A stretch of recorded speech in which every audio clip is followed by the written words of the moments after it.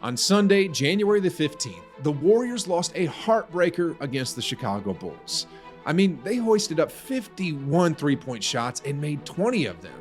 Shot just about 50% from the field, out-rebounded the Bulls, had more assists, yet when the final buzzer sounded, they found themselves down 14 points and ended the game with an L.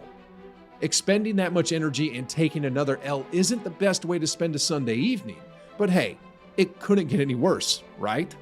Well, wrong. Because the very next day, within 24 hours, they had another game against the Washington Wizards, except they were tired, and they'd be without Klay Thompson, who doesn't play tail ends of back-to-back games. Well, come the next day, the Warriors had bruised bodies, didn't have much life left in them, and to make things even more bleak, Draymond couldn't yell at the refs because he's 2 technicals away from being automatically suspended a game. And with the way the Warriors season is trending, the last thing they need is to be without their heart and soul. The world seemed to be turning black and gray for the Warriors, that is, until these 2 fans showed up. And thank God they did because, well, let's just get right into it. So obviously these guys haven't really been following the Warriors because if they're trying to help their team out and get the Wizards a win, trash-talking Steph Curry, Draymond Green, or any of the Warriors usually doesn't turn out too good. I mean, remember when Kendrick Perkins tripped up Steph and got in his face at the end of a third-quarter finals game? Well, that led to Steph going 5 for 5 from 3 in the fourth quarter, and the Cavaliers could thank KP for that. Then remember when Charles Barkley called Klay washed? Well, Klay went ahead and dropped 41 the very next day or something, and also had a 50 game, and actually, since those words came out of Barkley's mouth, Klay's been averaging about 24 points while shooting 42.5% from 3 and 91.5% at the free throw line. Sheesh, guys. Anyway, the Warriors head coach Steve Kerr understands what happens when trash talking is directed towards his players, and this is what he thinks of it. Yeah, what are you thinking when an opponent starts trash talking Steph? I highly encourage it. So, to continue what happened, on January the 16th, the Warriors were in Washington visiting the White House, and they were also visiting the Wizards at Capital One Arena. Like I said, the Warriors were sluggish from the road trip and the game from the night before. By the end of the third quarter, Draymond wasn't having a good game at all. I mean, 6 points, 4 rebounds, 6 assists, 2 steals isn't good for his standards going into the fourth. Then on top of that, he was minus 10 in the box plus minus at this point. Then to compound onto that, Kristaps Porzingis, who was a big part of Green's assignment, was also going off. I mean, the 7'3" unicorn had a 25-point half, and Draymond couldn't slow him down one bit. All in all, Draymond looked like he was drained and didn't look like his usual self. But then it started to happen.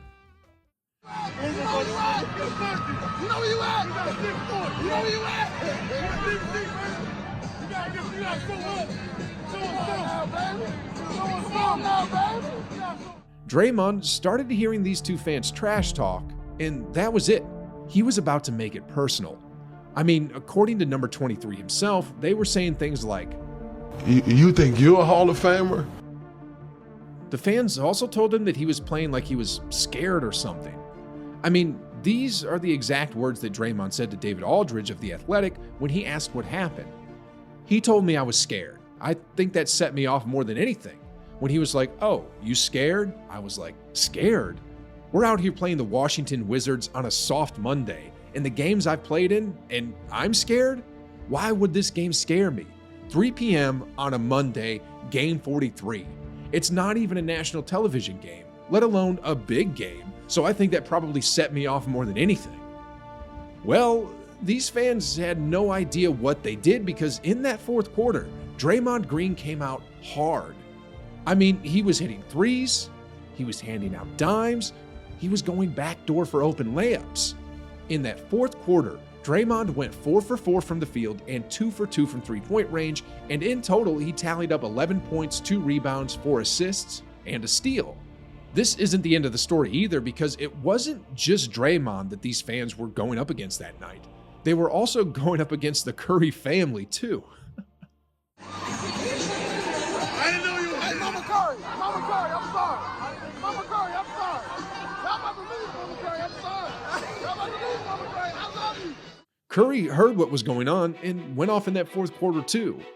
I mean, in that final frame, the baby-faced assassin went 4 for 5 from the field, made 2 of his 3 three-point attempts, went a perfect 2 for 2 from the free throw line for a total of 12 fourth quarter points. And here's the part I didn't expect. Somehow, the GM of the Warriors, Bob Myers, had heard of what went on, and before the game ended, you can actually see him walking down the stairs to personally thank these two fans because of the motivation they provided the Warriors when they needed it. In fact, this wasn't recorded on camera, but apparently Joe Lacob also went to these two fans and appreciated their services. He actually offered the two a pair of seats near the court for Thursday's game against the Celtics at the TD Garden for some extra motivational support for the Warriors. And I wish they did go because the Warriors needed it that game. Anyway, as we all know, the Warriors successfully mounted and defeated the Wizards, but at the end of the game, the two fans weren't chirping anymore. No.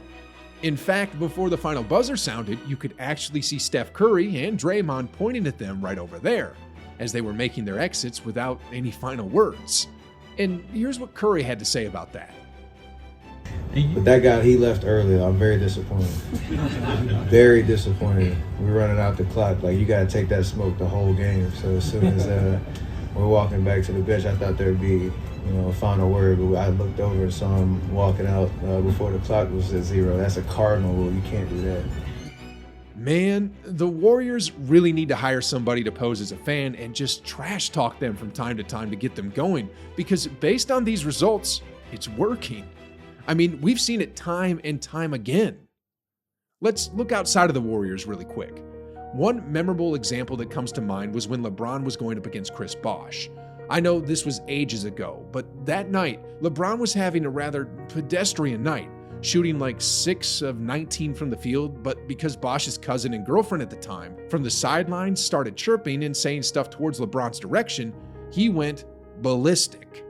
In that fourth quarter, LeBron went off for like 24 points, then afterwards looked at the two of them and said, "It's your fault, it's your fault." Another prime example that comes to mind was when Michael Jordan said to Kobe, "You can wear the shoes, but you can't fill them." If y'all didn't know that story, well, what happened was the Wizards beat the Lakers by like 1 point, I believe. Then MJ trash talked Kobe by saying he could wear the Air Jordans, but he can never live up to them. Well, they had a rematch just a few days later, but in between those two games, Kobe went furious and was in the gym day and night. He didn't even talk to his teammates, but when the Lakers faced off against the Wizards again, Kobe went Black Mamba mode and absolutely destroyed Jordan with 55 points. Anyway, I looked into this a bit to see if any actual research was done on this, and apparently it was. A scientific study and inquiry was actually done on this topic of whether trash talk could really motivate and bring out the best in an athlete, and its conclusion was that athletes should incorporate feelings of anger into their sports routine and competition, because during these times where they feel angry, they feel more motivated and experience increased levels of performance. Anyway, the Warriors front office really needs to get some trash-talking fans to sit courtside and rile up the Warriors. And if there's one person in the world that could probably bring out the best in the Warriors for a particular night, it'd probably be this guy based on his history with Draymond.